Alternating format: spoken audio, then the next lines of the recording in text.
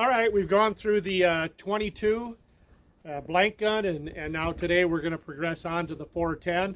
Every time we go to the next step, we always start out at a far distance, and each day during that transition, we're going to go in a little bit closer. So today's first day of 410.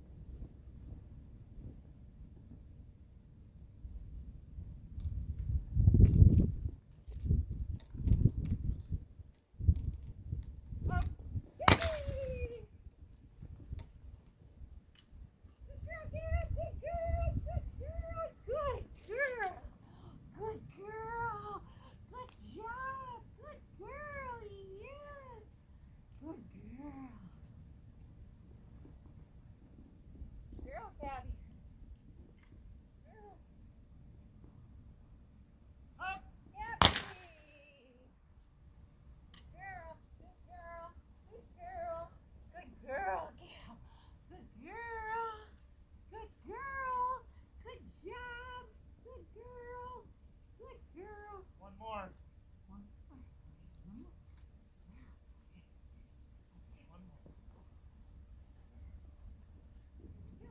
Up.